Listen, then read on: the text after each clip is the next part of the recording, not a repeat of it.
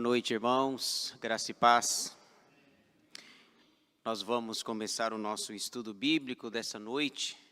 Queremos saudar também os irmãos que nos acompanham pela live. Sejam bem-vindos em nome de Jesus. Muito bem, irmãos. Nós estamos estudando o livro dos Salmos, essa nossa jornada de estudar a Bíblia, livro por livro, capítulo por capítulo. O livro dos Salmos é o livro de número 19, num total de 39 do Antigo Testamento. Nós começamos a estudar o livro dos Salmos no dia 19 de março de 2025, no ano passado. E temos dado sequência aí, salmo por salmo da Escritura. Hoje, nós vamos estudar o Salmo 108. O tema que eu dei para este salmo é a confiança de Deus a confiança em Deus nas batalhas. Esse é o tema do nosso estudo de hoje, dessa quarta-feira, dia 1º de julho de 2026. Estamos começando hoje, pela graça de Deus, o segundo semestre. O ano está passando rapidamente, está voando. O primeiro semestre já foi, começamos hoje o segundo semestre, daqui a pouco é Natal, vocês vão ver, pela rapidez que está passando. Então, nós vamos inicialmente ler o texto. O salmo é pequeno, relativamente pequeno, e eu gostaria de ler com os irmãos. Salmo de número 108, abra sua Bíblia, por favor, e deixe-a aberta neste salmo. Nós vamos ler para a gente se familiarizar com ele. Diz assim a palavra do Senhor: Cântico, Salmo de Davi. Firme está o meu coração, ó Deus, cantarei e entoarei louvores de toda a minha alma. Despertai saltério e harpa, quero acordar a alva. Render-te-ei graças entre os povos, ó Senhor, cantar-te-ei louvores entre as nações, porque acima dos céus se eleva a tua misericórdia e a tua fidelidade para além das nuvens. Sê exaltado, ó Deus, acima dos céus, e em toda a terra esplenda a tua glória, para que os teus amados sejam livres. Salva com a tua destra e responde-nos. Disse Deus na sua santidade: exultarei, dividirei Siquém e medirei o vale de Sucote. Meu é Gileade, meu é Manassés. Efraim é a defesa de minha cabeça, Judá é o meu cetro, Moabe, porém, é a minha bacia de lavar. Sobre Edom atirarei a minha sandália, sobre a Filístia jubilarei. Quem me conduzirá à cidade fortificada? Quem me guiará até Edom? Não nos rejeitaste, ó Deus? Tu não sais, ó Deus, com os nossos exércitos. Presta-nos auxílio na angústia, pois vão é o socorro do homem. Em Deus faremos proezas, porque Ele mesmo calca aos pés os nossos adversários. Amém. Muito bem, irmãos, este é o Salmo 108, objeto do nosso estudo nesta noite, cujo tema é a confiança em Deus nas batalhas. São 13 versículos. E a palavra-chave deste salmo é confiança. Davi vai expressar aqui a sua confiança no Senhor, nas batalhas, e batalhas para ele está mais diretamente ligado com as guerras que ele realizava. Então vamos lá estudar este salmo. Antes de entrar propriamente dito nele, apenas relembrando aos irmãos aqui um esboço geral do livro. Esse é o esboço do livro dos Salmos. O Saltério está dividido em 5 livros, imitando o Pentateuco, e corresponde aos 5 livros da lei.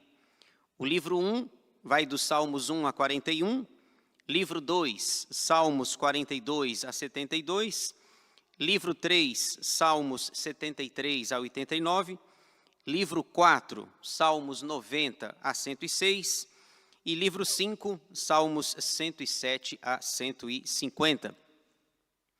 Eu deixei ali o número 5 em vermelho, mas só aparece na televisão, aqui aparece em preto. Muito bem, esses são os 5 livros, são 150 salmos que estão divididos nestes 5 livros, imitando o Pentateuco. Alguns estudiosos afirmam que quem fez isso, essa divisão, foi o escriba e sacerdote Esdras, que era versado na lei do Senhor, conforme nós podemos ver esse registro lá no livro de Esdras. Então, a ideia dos 150 salmos, dividido em 5 livros, é para imitar o Pentateuco, Gênesis, Êxodo, Levítico, Números e Deuteronômio. E hoje nós estamos no livro 5. Na semana passada, vocês podem observar aí, na quarta-feira passada, o pastor Nelson estudou o Salmo 107. Então, você pode ver na sua Bíblia aí, livro 5, Salmos 107 a 150. Aquele salmo que conta várias histórias, ainda que de forma abstrata, não tem nenhuma referência de alguma ocasião, de algum registro histórico, apesar de ser parecido. Às vezes tem uma palavra, né? Por exemplo, eu até conversava com a Aline no domingo sobre isso, a palavra navios aqui no Salmo 107 faz a gente lembrar de Jonas, do livro de Jonas, que pega o navio e depois ele é jogado lá. Então, não tem nenhuma referência bíblica, são episódios mais abstratos assim, falando sobre a história. Então, o livro 5 começou na semana passada. E veja só um resumo do livro 5. Olha só, o livro 5, portanto, vai dos Salmos 107 a 150, tem um total de salmos de 44, são 44 salmos que correspondem ao livro 5, e esses 44 salmos têm uma palavra-chave. A palavra-chave desses 44 salmos é consumação. De 107 a 150, a palavra-chave é consumação. No livro 4, que vai dos Salmos 90 até o 106, a palavra-chave lá é amadurecimento. É por isso que o Salmo 90 começa justamente com a oração de Moisés, homem de Deus. Senhor, tu tens sido nosso refúgio de geração em geração. Então, é alguém que já é amadurecido. Então, livro 4, amadurecimento. E o livro 5 é a consumação de todas as coisas, dentro dessa perspectiva de relacionar os Salmos com o Pentateuco, os 5 primeiros livros de Moisés. Então, veja só, no 5º livro, o povo de Deus experimenta a consumação de todas as coisas e vê a vitória dele sobre todos os inimigos. Veja aí, por exemplo, o Salmo 107, versículo 2. Fiquem tranquilos, eu não vou falar do 107, eu não errei, eu vou falar do 108, mas eu já entro nele. 107, 2, a ideia de consumação e vitória sobre os inimigos. Digam-no os remidos do Senhor, aqueles, os que ele resgatou da mão do inimigo. Então, você vê aí o resgate, a vitória de Deus concedida ao seu povo. Portanto, o livro 5, ele começa aqui e encerra-se lá no Salmo 150, com o último versículo dos Salmos, Salmo 150, versículo 6, que nós conhecemos, em que o salmista vai dizer: todo ser que respira, louve ao Senhor, aleluia, amém. Encerrou, então, portanto, o livro dos Salmos. Então, esse é o livro de número 5, consumação. Deus vai conceder vitória ao seu povo, e isso vai ser percebido à medida em que nós vamos estudando estes salmos do último livro. Muito bem, agora voltemos para o Salmo 108, que parece pequeno, mas tem muita coisa aqui. Eu tentei estudar 2 salmos, mas não consegui, ia ficar muita coisa, e o Salmo 109 é muito rico também, e é um salmo messiânico, então vamos deixar para a próxima ocasião. 3 informações importantes sobre o Salmo 108 para nos familiarizar ainda mais com ele. Primeira informação é sobre a autoria, como sempre fazemos. O Salmo está especificado aí, o Salmo é de Davi. Davi é o autor do Salmo. Veja aí o título em itálico. Cântico, Salmo de Davi. Então está claro aí a autoria. O Salmo 108 é um cântico, é um hino. Alguns estudiosos, se não me engano, o Spurgeon, Charles Spurgeon, chama o Salmo 108 de o hino da guerra, o hino das batalhas. Já que Davi era um guerreiro, ele ia para as lutas. Então, aqui talvez é um salmo para dizer assim, olha, antes de ir para a guerra, cantem o Salmo 108, o hino da guerra, o hino das batalhas. É por isso que o nosso tema é a confiança, que é a palavra-chave, a confiança em Deus nas batalhas ou nas guerras. Segunda informação é sobre o contexto.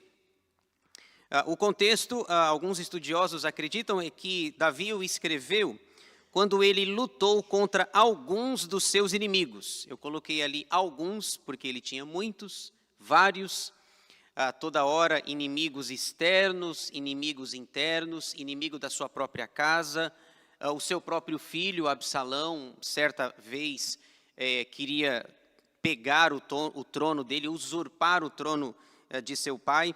Então é quando ele lutou contra alguns inimigos. Nós temos aí duas pistas sobre esses inimigos.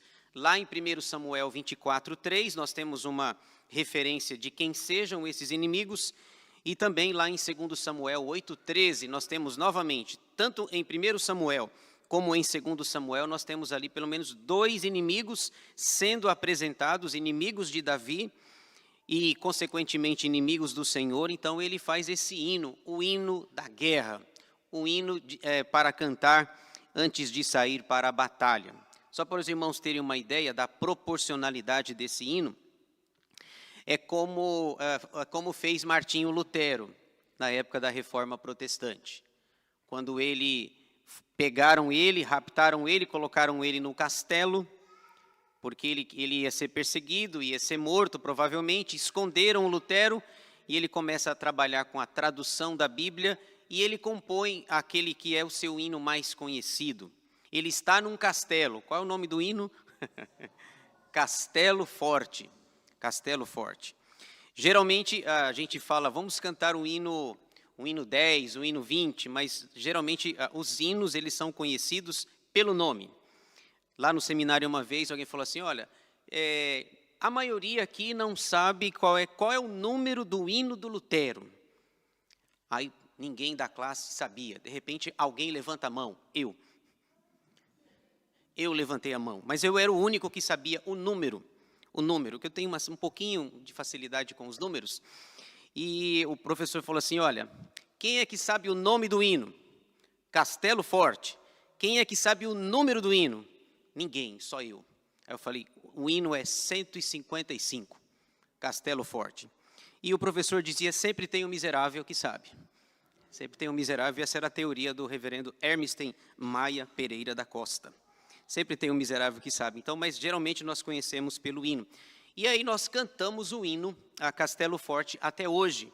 Então é um castelo forte lá, mas guardadas as devidas proporções, é um castelo forte da época de Davi, para aqueles que iam para as batalhas, o hino da guerra. A terceira característica, ou a terceira informação do Salmo 108, é que ele tem uma característica. Ele, na verdade, ele é a junção de dois salmos de Davi.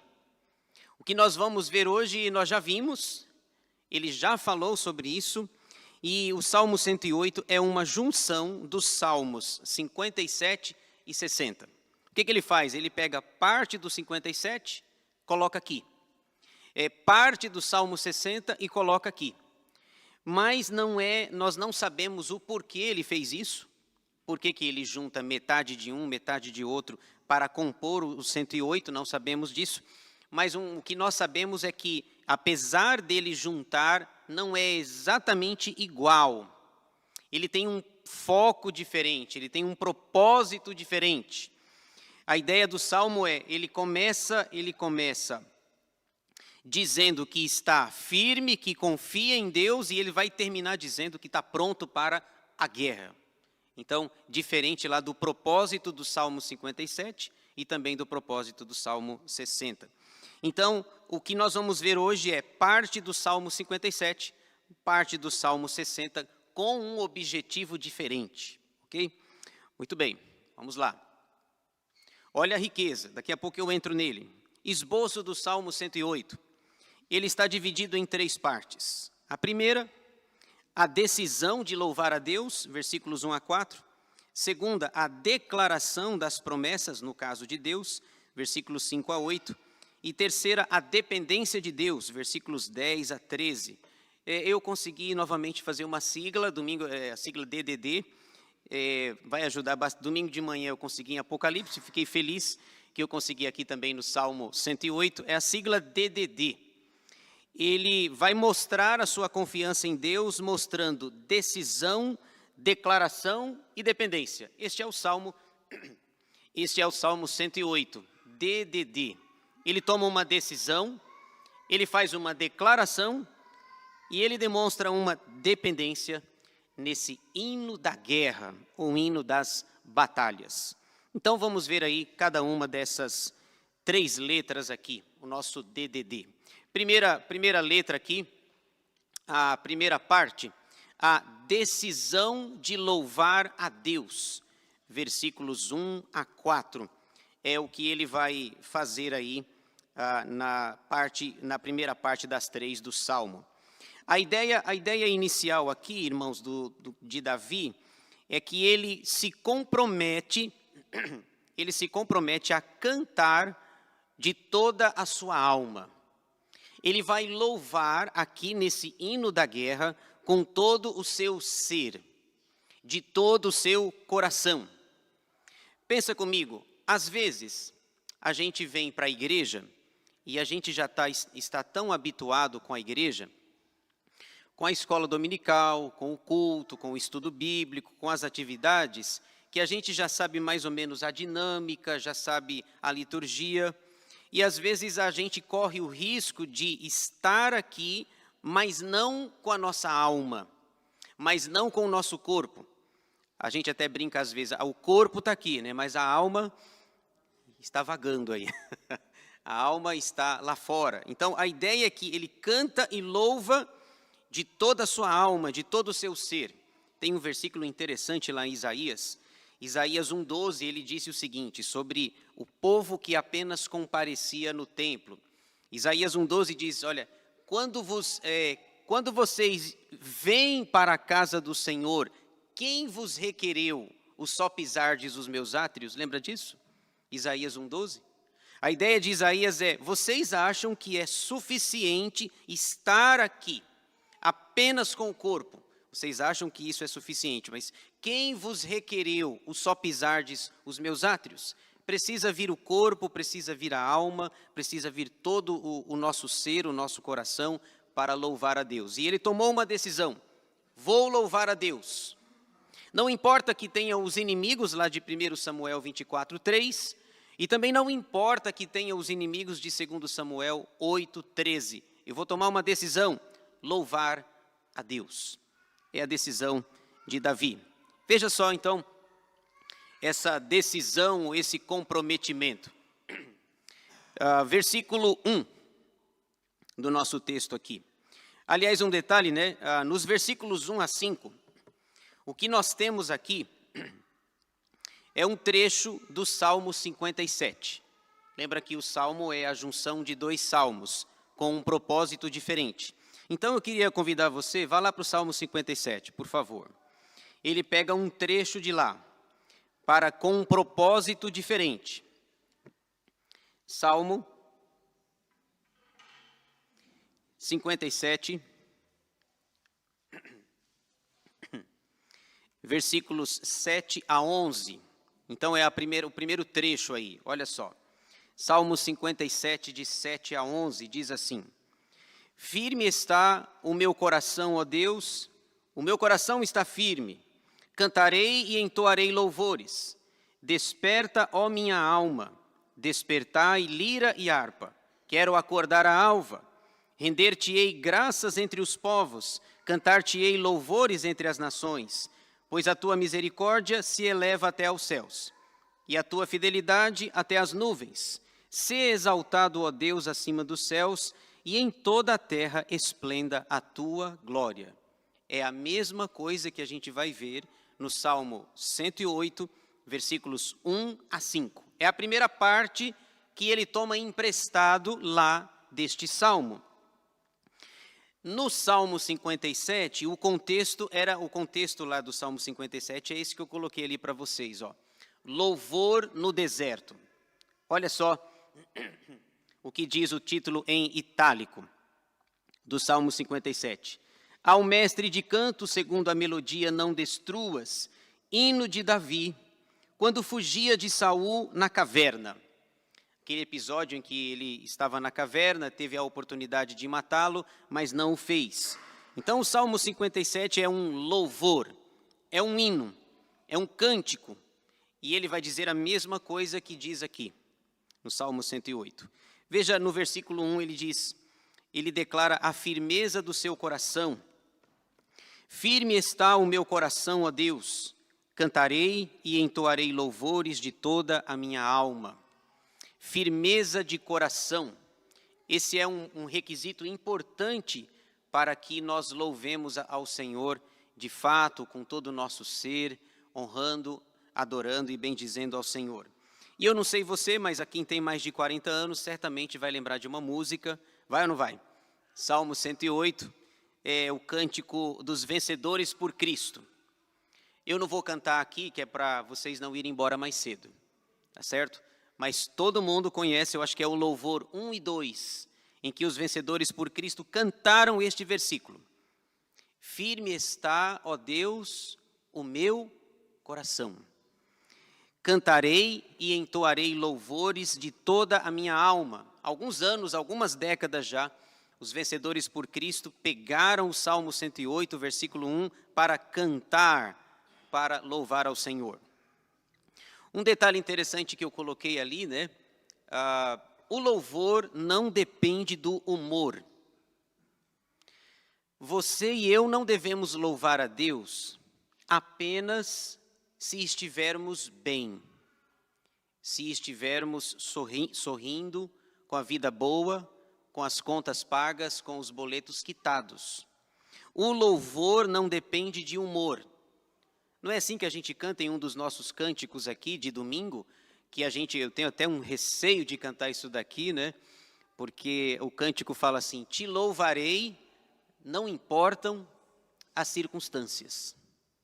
Então, se não importam as circunstâncias, o louvor não depende do humor. O louvor depende de um coração que está firme, firmado em Deus. Alguém que louva independente das circunstâncias. É o caso, lembra de Jó? O caso de Jó? Depois de todas aquelas coisas que lhe aconteceram, a mulher dele fala assim: você ainda conserva a sua integridade? Amaldiçoa o teu Deus e morre. E aí Jó, no final do capítulo 1, salvo engano, ele diz assim: olha, o Senhor deu, o Senhor tomou, louvado ou bendito seja o nome do Senhor. Ele continua louvando, porque o louvor não depende do humor. O louvor depende de um coração que está firme em Deus. Atos 16, Paulo, Silas e os missionários lá, o que eles fazem à meia-noite? Na prisão. Os outros prisioneiros, a gente não sabe o que eles estavam fazendo, mas os missionários estavam cantando, estavam louvando ao Senhor, porque o louvor não depende do humor. O louvor depende de um coração que está firme em Deus. Firme está o meu coração, ó Deus, cantarei e entoarei louvores de toda a minha alma. Muito bem, veja aí o versículo 2. Ele desejava louvar a Deus logo de manhã. Olha que interessante. Ele usa uma linguagem metafórica, simbólica, para dizer que quer louvar a Deus logo de manhã. Despertai saltério e harpa, quero acordar a alva. Despertai saltério e harpa. Saltério é o livro, harpa é um instrumento. Sua voz é o que vai cantar, é o que vai louvar ao Senhor. Quero acordar a alva é uma expressão metafórica para dizer: eu quero louvar a Deus logo de manhã. Porque firme está o meu coração, ó Deus, cantarei e entoarei louvores de toda a minha alma. Veja essa frase que interessante. A comunhão com Deus deve ser nossa prioridade. Isso aqui tem uma lição para nós, né? Não precisa responder, mas pense aí, isso é para mim também. O que é a primeira coisa que você faz quando acorda? Alguém, eu perguntei isso esses dias aqui, acho que foi aqui, perguntei, a resposta foi abrir os olhos. Uma resposta assim profunda. Tá certo, tá certo, é abrir os olhos, está correto. Qual é a primeira coisa que você faz? Abrir os olhos. E depois? Aí, ó, tá vendo? Vejo aqui, já tem vozes se manifestando aqui, vozes. Pegar o celular, parece que já grudou.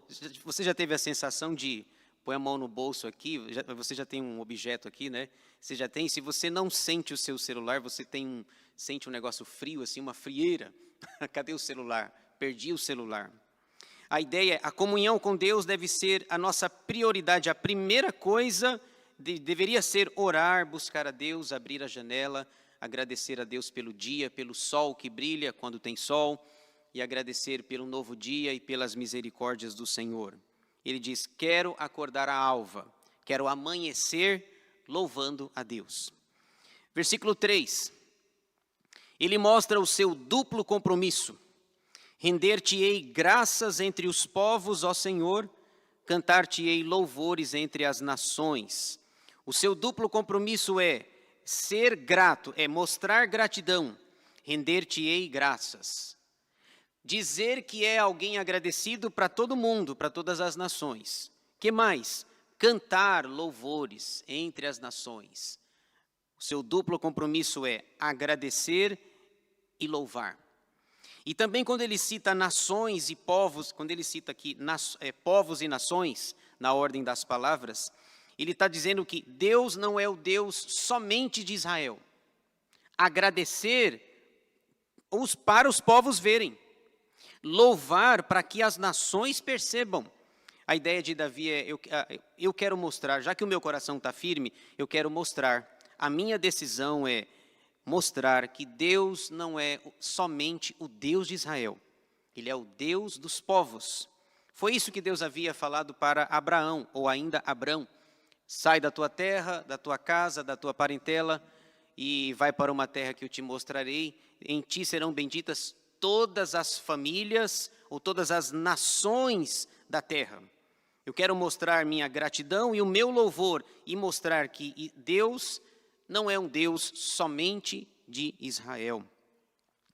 Versículo 4, a descrição de dois atributos de Deus. Porque acima do céu se eleva a tua misericórdia e a tua fidelidade para além das nuvens. Os atributos são a misericórdia e a fidelidade, mostradas aqui no texto. Sobre misericórdia, nós poderíamos citar aqui esses dois textos, está pertinho de nós aqui, né? O Salmo 136 tem 26 versículos e ele tem aquele estribilho, né? Todo final do versículo termina dizendo, porque a misericórdia do Senhor dura para sempre. Louvai ao Senhor porque Ele é bom, porque a sua misericórdia dura para sempre. E 26 versículos, todos eles terminam com essa expressão. Ainda sobre misericórdia, como não lembrar de Lamentações 3, 22. As misericórdias do Senhor são a causa de não sermos consumidos e elas se renovam a cada manhã. Grande é a tua fidelidade. O outro atributo destacado é a fidelidade de Deus. Deus é fiel. A gente escuta muito isso, né? Deus é fiel. E você? Resposta, infiel. E é preciso entender algumas coisas sobre a fidelidade de Deus. Deus é fiel a Ele mesmo. Deus é fiel ao pacto. Deus é fiel à aliança. Deus é fiel ao que Ele promete, à palavra que Ele empenhou. Tem até um cântico que fala assim, a gente canta fiel, fiel, fiel, fiel a mim. Mas Ele é fiel a Ele mesmo. Tem o hino 32 que nós cantamos, que fala sobre a fidelidade de Deus, né? Tu és fiel, Senhor, fiel era a mim, hoje está assim, e já estão estudando para mudar para a si. Começou com a mim, hoje está assim, e há uma proposta para mudar para a si. A, espaço, S-I. Tu és fiel, Senhor, fiel a si. Porque Deus não é fiel a mim, Ele é fiel ao pacto. Ele é fiel à aliança. Ele empenha a sua palavra e a cumpre. Essa é a ideia. Então, esse é o primeiro D, de decisão. Qual é a minha decisão? O meu coração está firme. Eu decido louvar a Deus. Segunda parte, a declaração das promessas de Deus, nesse hino da guerra, versículos 5 a 9. Qual é a ideia nestes versículos? Ele fala das promessas feitas por Deus. Deus empenhou a sua palavra, Deus fez promessas para o povo, para a nação, e ele declara, porque a ideia de declarar é para que eles se lembrem. Declarar, olha, Deus prometeu isso, e ele vai cumprir. Lá no Novo Testamento, no Sermão do Monte, Jesus vai dizer assim, olha, passarão os céus e a terra, mas as minhas palavras não passarão. Sabe por quê? Porque eu vi de um teólogo, eu achei muito interessante essa expressão, ele disse o seguinte, que para Deus, promessa e cumprimento é a mesma coisa. Promessa e cumprimento é a mesma coisa. Só não é para mim. E também não é para você. Já aconteceu com você? De você prometer e não cumprir?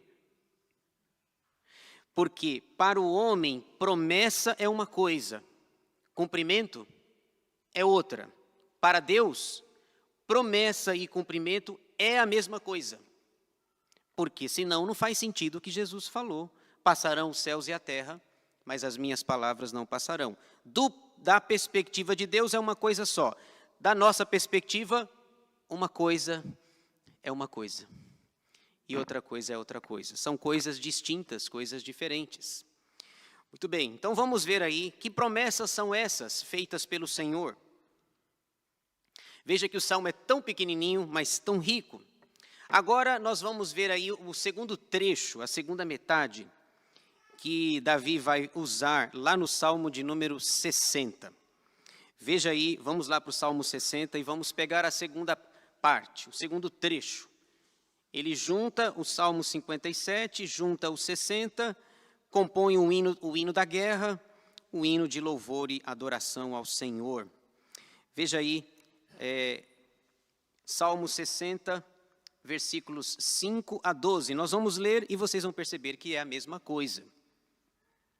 Veja aí de 5 a 12. Para que os teus amados sejam livres, salva com a tua destra e responde-nos. Falou Deus na sua santidade, exultarei. Dividirei Siquém e medirei o vale de Sucote. A gente já leu isso daqui. Meu é Gileade, meu é Manassés. Efraim é a defesa de minha cabeça. Judá é o meu cetro. Moabe, porém, é a minha bacia de lavar. Sobre Edom atirarei a minha sandália, sobre a Filístia jubilarei. Quem me conduzirá à cidade fortificada? Quem me guiará até Edom? Não nos rejeitaste, ó Deus? Tu não sais, ó Deus, com os nossos exércitos. Presta-nos auxílio na angústia, pois vão é o socorro do homem. Em Deus faremos proezas, porque Ele mesmo calca aos pés os nossos adversários. Qual é o contexto do Salmo 60? Veja só, eu coloquei ali para ficar mais fácil. O contexto do Salmo 60 é uma oração em meio à guerra. Se o Salmo 57 é um louvor, o Salmo 60, a metade que ele pega emprestado aqui, é uma oração em meio à guerra. Como é que nós sabemos disso? Por causa do título.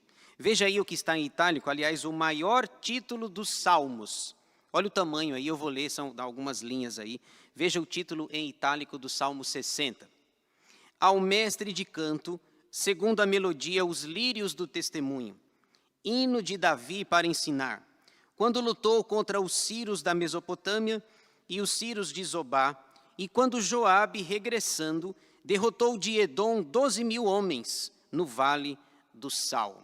O Salmo 60 é uma oração, que ele pega parte para juntar com o Salmo 108, para cantar o hino Castelo Forte, ou o hino da guerra, o hino de louvor e adoração ao Senhor. Veja algumas coisas aí. Versículo 5.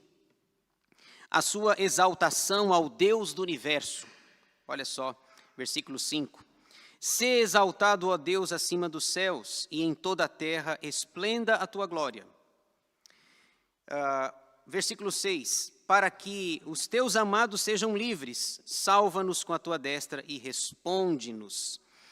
No versículo 5, a ideia é que ele exalta a um Deus que é grande, é soberano, ele é o Senhor do universo, Senhor sobre todas as coisas.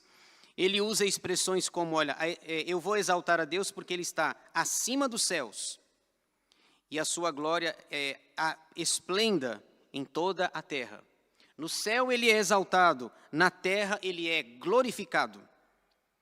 Eu coloquei aquelas expressões ali para nos ajudar a entender. Na teologia, nós temos duas expressões. A gente não está acostumado com essas palavras, mas eu vou explicá-las brevemente. Os teólogos dizem que Deus é transcendente e imanente. Já ouviram essas palavras? Já ouviram? Deus é transcendente e é imanente. Eu explico. Quando nós dizemos que Deus é transcendente, dizemos que Ele é maior do que a sua criação. O Deus transcendente é o Deus que cria todas as coisas, os céus, a terra, os mares, a lua, o sol, todas as coisas. O Deus transcendente é maior do que a sua criação. Um exemplo. Salomão construiu o templo, lembra lá em Reis? Construiu o templo. No dia da inauguração chamou todo mundo, fez um culto, matou muitos animais, levantou as mãos para os céus, fez aquela bela oração. E ele disse, olha, nós fizemos tudo isso daqui, tudo de ouro, tudo maravilhoso e esplêndido, mas só tem um detalhe. O convidado não pode, não cabe o convidado. O convidado de honra não cabe aqui. Porque Deus não pode entrar aqui nesse templo, ainda que ele seja de ouro. Ele não cabe aqui. Aí Salomão diz, eis que os céus dos céus não podem conter a sua glória. O que Salomão está dizendo é, Deus é transcendente. Deus está acima da criação. Mas os teólogos dizem também que Deus é imanente. A ideia de um Deus imanente é um Deus que habita o coração. Ele está acima da criação, ele é maior que a criação, mas ele cabe no seu coração. Até rimou. Ele é maior que a criação, mas ele cabe no seu coração. O Deus que está além é o Deus que também é imanente, e tem um salmo, eu não vou lembrar agora, você deve se lembrar também de um salmista que diz assim, um coração contrito e abatido não desprezarás, ó Deus.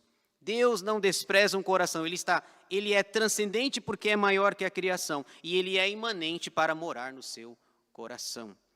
É o que mais ou menos Davi está dizendo, olha, seja exaltado o nome do Senhor acima dos céus. Ele é maior que os céus. E a glória dele encha a terra inteira. Deus é transcendente e imanente na perspectiva da Escritura. E no 6 é o objetivo da sua exaltação, para que os teus amados sejam livres. Salva com a tua destra e responde-nos. A ideia aqui, se é um hino da guerra, se ele está indo para a batalha, qual é o seu maior desejo? Ser livre. Liberdade, libertação, não ser atacado e nem morto pelos inimigos na batalha. E salva-nos com a tua destra. Muito bem. Versículo 7. Veja aí os primeiros lugares que Jacó ocupou ou habitou. São citados aqui os primeiros lugares, olha só. Meu é Gileade, aliás, os 7. Disse Deus na sua santidade, exultarei, dividirei Siquém e medirei o vale de Sucote. Então é Deus dizendo, olha, é Davi lembrando as promessas que Deus vem fazendo desde o Gênesis, com os seus patriarcas, Abraão, Isaque, Jacó, José, e assim por diante. E esses dois lugares que são citados aqui, Siquém e Sucote, são os dois primeiros lugares que Jacó ocupou. A cidade de Siquém, por exemplo, quando você está fazendo a sua leitura bíblica em Siquém, Gênesis 34, nós temos o episódio de Diná. Lembra da Diná? A Diná que foi violentada, foi conhecer, saiu, chegou na cidade, foi dar uma volta na cidade para conhecer, e ela foi violentada pelo filho do homem principal da cidade. Então você tem Diná, o episódio de Diná, e lá em Gênesis 34 são citadas essas duas cidades aqui, Sucote e Siquém. É Deus dizendo assim, olha, eu fiz promessas, eu estou lá atrás, é Siquém, é Sucote. Muito bem, versículo 8. As tribos mais fortes de Israel são citadas agora. Meu é Gileade, meu é Manassés. Efraim é a defesa de minha cabeça. Judá é o meu cetro. Ele está citando esses nomes para mexer com aqueles que estão cantando, para dizer assim, olha, Deus fez promessas. Começando com Siquém, começando com Sucote, continuando com Gileade, com Manassés, com Efraim, com Judá. Essas são as tribos mais fortes. Manassés e Efraim, você lembra? Está lá em Gênesis. Manassés e Efraim eram filhos de José. Os dois filhos de José que ele teve no Egito. Quando ele era estrangeiro, peregrino lá no Egito, ele teve dois filhos. O Manassés era o mais velho, o Efraim era o mais novo. No final da vida, José traz os seus filhos, fica no colo de Jacó, e Jacó vai abençoar. Lembra que Jacó faz assim? Lembra disso? Ele inverte as mãos para abençoar, aí ele diz que o mais novo vai ser maior, e o José não gosta. Não, papai, não é assim, está errado. O mais velho é o Manassés, ele fala, eu sei, meu filho, mas o Efraim vai ser maior. Eu entendo esse negócio de trocar aí, eu entendo, eu sei. Eu era o mais novo também, no entanto, eu fui maior do que Esaú. Então é Davi dizendo assim, vamos cantar ao Deus que fez promessas para Manassés, para Efraim. Como não lembrar de Judá? Judá é o meu cetro, é Gênesis 49, na bênção que Jacó dá aos seus filhos, fala assim, o cetro jamais vai se apartar de Judá. Judá é leãozinho, Gênesis 49. Depois você fica sabendo que é da tribo de Judá que virá o Messias. Depois você fica sabendo que é o filho de Jessé, o Davi. Depois você tem a tribo fiel, que é a tribo de Judá. E lá em Apocalipse 5 nós já vimos que Jesus é o leão da tribo de Judá, a raiz de Davi. O próprio Davi está dizendo assim, Judá é o meu cetro, eu sou de Judá. Deus fez promessas, então a segunda letra é uma declaração de que Deus não só se lembra, mas Ele cumpre as suas promessas. Agora, o versículo 9, o que Deus faz com os inimigos?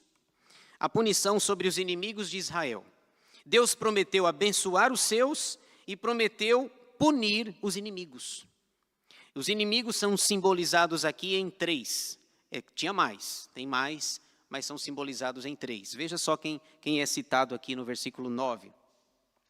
Moabe, porém, é a minha bacia de lavar. Sobre Edom atirarei a minha sandália, sobre a Filístia jubilarei. A punição dos inimigos de Israel. E se você observar aqui, a punição parece que começa de perto e vai para longe. A punição começa com os familiares que estão perto e vai se distanciando. Quer ver? Você sabe quem é o pai de Moabe? O pai de Moabe é Ló. Lembra a ocasião da destruição de Sodoma e Gomorra? As duas filhas, as meninas lá do Ló, viram aquela destruição e Deus mandou fogo do céu, Gênesis 19, e elas entendem que não há mais homem na terra, então elas embriagam o pai para ter relação com o próprio pai. Um dos meninos que nasce lá é o Moabe, o outro vai ser o Amon. Moabe e Amon sempre serão inimigos de Deus na perspectiva e na sua leitura do Antigo Testamento. E Davi diz assim, olha, Deus vai castigar Moabe, aquele é o filho de Ló, que virou um país, uma nação, que depois, como o seu Oswaldo falou aí, os moabitas. Não é isso, Oswaldo? Se eu ouvi bem, né? Os moabitas, os amonitas e assim por diante. Depois tem um outro inimigo que é irmão, inclusive, o Edom. Os edomitas são descendentes de um homem chamado Esaú. Esaú. Vocês se lembram daquele reencontro de Jacó e Esaú? Que eles se beijam, eles choram, eles se abraçam, mas depois cada um vai para um lado. Cada um vira uma nação ali. Então, vai ser os edomitas. E os edomitas, pasmem, quando Israel saiu do Egito, depois de ter atravessado o Mar Vermelho, no início da caminhada lá, os primeiros a se oporem, os primeiros a dizer, vocês não vão passar aqui, adivinha? Edom, os edomitas, está lá em Êxodo. Depois, aliás, um detalhe sobre os edomitas, né? Os edomitas, eles vão crescendo, e não se assustem com o que eu vou falar, vão crescendo, e Deus manda um profeta no Antigo Testamento para profetizar contra os edomitas. É o profeta Obadias. Obadias tem um capítulo só, 21 versículos, e a profecia de Obadias é sobre a destruição de Edom. Depois os edomitas continuam e alguns deles chegam no Antigo Testamento. E os estudiosos entendem que a família herodiana, que os Herodes lá que perseguiram Jesus, os Herodes eram descendentes de Edom, de Esaú. Quando você chega, Herodes o Grande, Herodes Arquelau, Herodes Antipa, aqueles Herodes lá do Novo Testamento, que ora persegue Jesus, outro Herodes manda cortar a cabeça do João Batista, eles eram edomitas. E Deus está dizendo assim, olha, Davi diz assim, cantem comigo que Deus vai abençoar os seus e vai punir os inimigos. Agora tem uma nação que o Davi conhece de perto, a Filístia, não tem a Filístia aí? A Filístia, que também é chamada de os filisteus. Os filisteus. Os filisteus foram sempre uma pedra no sapato de Israel. Davi se revela ao mundo enfrentando um filisteu. 1 Samuel 17, ele luta contra Golias, o gigante Golias. Ele vai lá, o pai dele manda ele levar umas coisinhas lá. Ele fala, alguns dizem que o Jessé era mineiro. E o Jessé fala assim, Davi, leva lá um queijinho lá. Leva um queijinho para os meninos lá e vê como é que teus irmãos estão, como é que os soldados estão. Leva uns quitutes lá, uns docinhos, tal, umas besteirinhas assim. E leva uns queijinhos lá também. Quando Davi chega lá e fala, o que está acontecendo aqui? Quem é esse homem? Quem é esse incircunciso que afronta o exército do Senhor? Eu vou lutar com ele.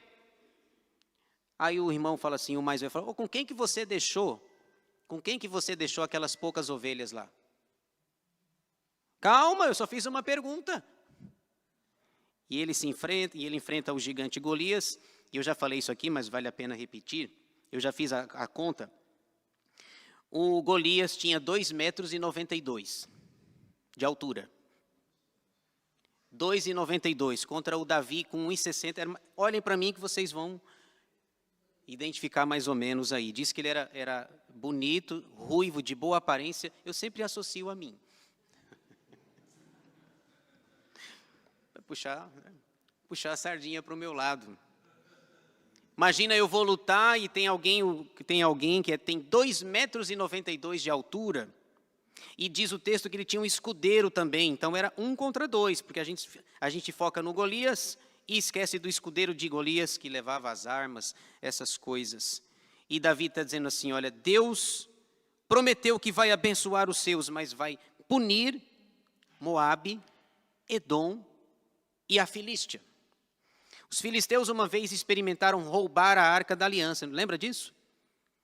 Experimentaram, roubaram, colocaram lá diante do deus Dagon, foram dormir. No outro dia, o que aconteceu?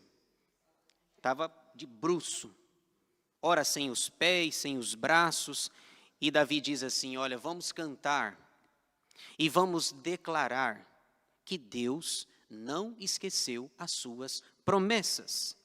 Deus continua sendo Deus de Gileade, de Manassés, de Efraim, de Judá, mas continua sendo adversário de Moabe, de Edom e da Filístia.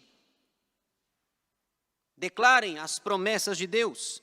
Passarão os céus e a terra, mas as minhas promessas não passarão. Vamos finalizar aqui. E eu achei que eu ia terminar rapidinho, viu? Número 3, terceira parte. A dependência de Deus. Versículos 10 a 13. A dependência de Deus. É como é que ele termina o Salmo. É a terceira letra D aqui do texto. Versículo 10, ele faz duas perguntas importantes aqui. Quem me conduzirá à cidade fortificada? Quem me guiará até Edom? Duas perguntas importantes. Parece que não fica muito claro aqui por que ele está fazendo essas perguntas. Mas se nós voltarmos ao Salmo 60, vai ficar mais claro. Lá no Salmo 60 diz que ele foi lutar contra os edomitas, que Joabe lutou contra os edomitas, que venceu 12.000 homens no Vale do Sal, lá no Salmo 60. E ele está perguntando assim, olha, quem me conduzirá à cidade fortificada? Como é que eu vou chegar até Edom? Como que eu vou chegar? E a resposta dele é a seguinte, não é com o meu exército, não é somente com as armas que eu tenho, não é com o comandante do meu exército, o Joabe. Tem uma coisa mais importante que sobressaia tudo isso. Como é que eu vou chegar na cidade fortificada? Ele diz, na dependência de Deus. Eu dependo de Deus. Eu careço dele. Lá em Obadias, no capítulo, o único capítulo que tem, diz que Edom ficava numa rocha. Era uma cidade alta, amuralhada. E Deus diz lá em Obadias, ainda que você faça o seu ninho no céu, eu derrubo você de lá. Como que derruba? Se você e eu dependermos de Deus. Então o resumo é, ele confia no auxílio de Deus na angústia. Como é que eu vou fazer isso? Quem é que vai me guiar? Quem me guiará até Edom para lutar lá com Joabe? Deus. Eu dependo de Deus e não do meu exército.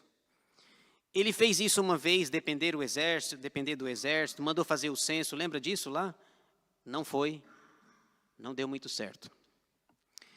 Veja aí, portanto, os versículos finais. Versículo 10, aliás, nós já vimos, né? O 11, ele faz outra pergunta.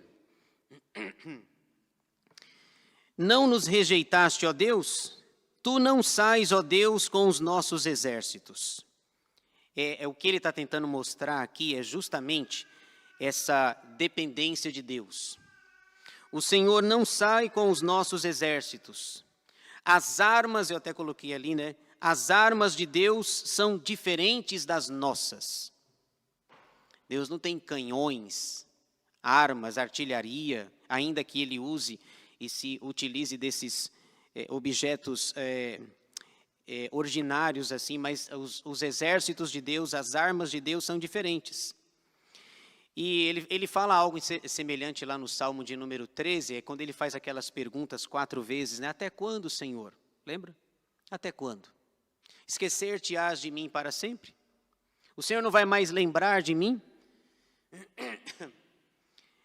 Aí ele diz, tu não sais, ó Deus, com os nossos exércitos. As armas de Deus são diferentes. Eu me lembro aqui, por exemplo, como ilustração, do rei Josafá. Lembra de Josafá? Segundo Reis, capítulo 20. Quando ele está cercado pelos inimigos, ele não sabe o que fazer. E Deus manda ele para a guerra. E Deus fala assim para Josafá, diz assim, nessa guerra você só tem que cantar. Como que você vai para uma guerra? Os inimigos têm armas nas mãos, têm cavalos, têm carros de guerra. Você não tem, a única coisa que você tem, o único instrumento que você tem é a voz. Cante. Deus disse, Josafá, forme um grande coral. Cante. Louve ao Senhor. E você vai ver, não precisa... É por isso que Davi diz assim, olha, Deus não sai com os nossos exércitos. A arma de Deus é a pasta de hinos do coral. Deus não sai com os nossos exércitos. Nessa batalha, Josafá, você não vai precisar lutar, você precisa apenas cante. Louve ao Senhor. Muito bem, versículo 12 e 13 para a gente fechar. O seu pedido de ajuda para Deus, versículo 12. Presta-nos auxílio na angústia, pois vão é o socorro do homem. Aqui tem algo interessante, né? Estar angustiado é ruim para todos. Você já esteve angustiado?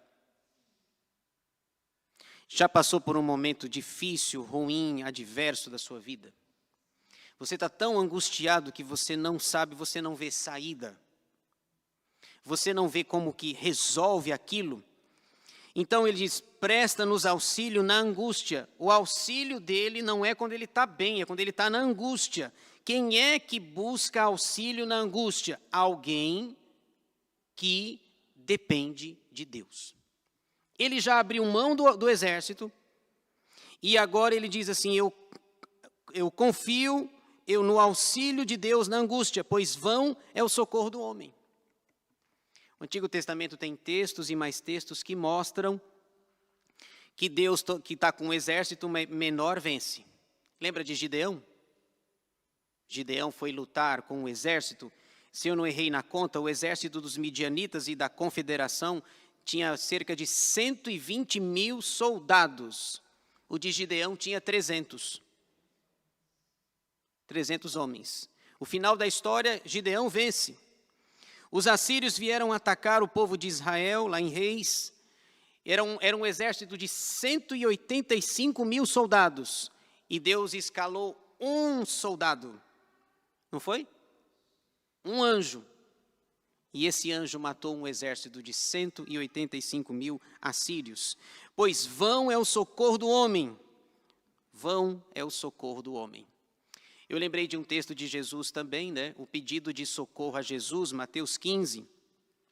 Mateus 15, 25 é aquela mulher que tem a sua filha endemoniada, ela chega para Jesus e ela se prostra diante de Jesus e ela fala uma palavra só. Socorre-me. Socorre-me. Porque eu estou angustiado. Angustiado. Deixa eu só contar um caso rapidinho que aconteceu comigo, para mostrar como a angústia é ruim.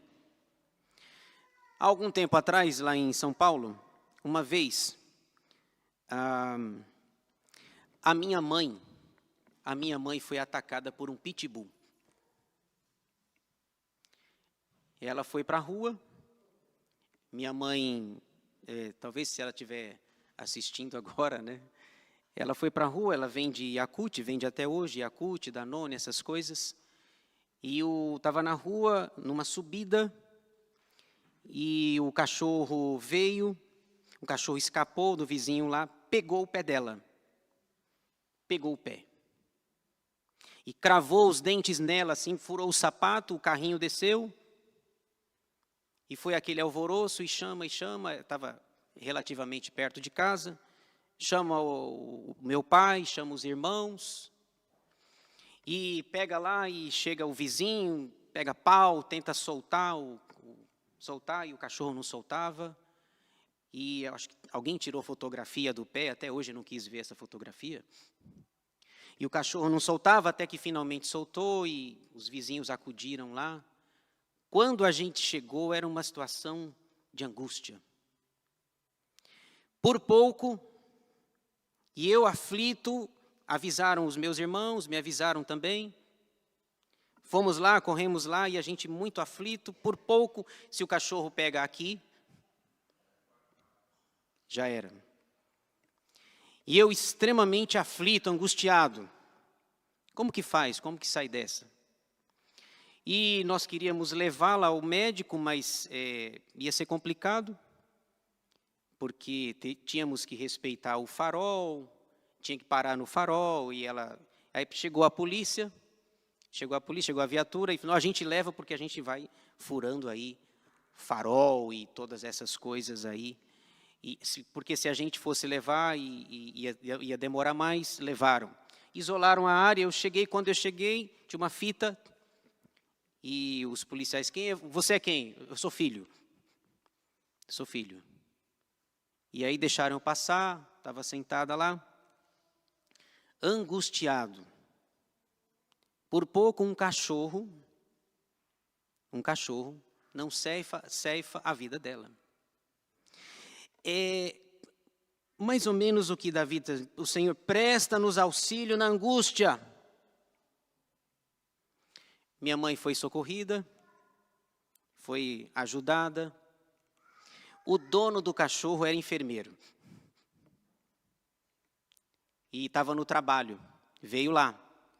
E aí todo dia ele chegava do serviço, passava na minha mãe, fazia todos os curativos, cuidou direitinho, se responsabilizou, pagava os medicamentos, um rapaz do bem, assim. Ele é da área da saúde, ficou curada. Mas na hora, o que faz agora? O que faz? O dia, a data, 15 de dezembro de 2015, próximo do Natal, angústia. Presta-nos auxílio na angústia, pois vão é o socorro do homem. Minha mãe ficou bem, tá? Minha mãe está bem, graças a Deus. Hoje, talvez quando vê um cachorro, se for um cachorro bem pequenininho assim, se for ver um cachorro assim, ela acha que é um leão. Mas está bem, graças a Deus. Talvez eu contei essa história, mas você provavelmente tem a sua história, tem outras, né? Tem a sua história de angústia. Quando nós estamos assim, só tem uma coisa para fazer. Davi diz, dependa de Deus. Dependa de Deus. Não tem mais recurso. Não tem. Versículo 13, ele termina o hino dizendo assim, vamos para a guerra, e ele termina dizendo, versículo 13, em Deus faremos proezas, porque Ele mesmo calca aos pés os nossos adversários. Em Deus faremos proezas. Este é o cântico, o hino da guerra, a confiança em Deus nas batalhas. É o DDD do Salmo 108. Quais são as letras? Primeiro D é de decisão, declaração e dependência. O Amauri vai ganhar uma estrelinha na testa. Tá certo? Muito bem. As aplicações, a hora já está avançada, só citando aqui, só lendo, o que o texto nos ensina. Louvar a Deus com todo o nosso ser é uma lição para nós, Isaías 1,12, quando comparecerdes perante mim, quem vos requereu só pisardes os meus átrios? Número 2, é preciso falar das promessas de Deus, Deus tem promessas e promessa e cumprimento é a mesma coisa para Deus. Número 3, depender do auxílio de Deus. Quando todos os recursos esgotarem, os céus ainda têm recursos infindáveis. É preciso depender de Deus. Este é o Salmo de número 108, a confiança em Deus nas batalhas ou o hino da guerra.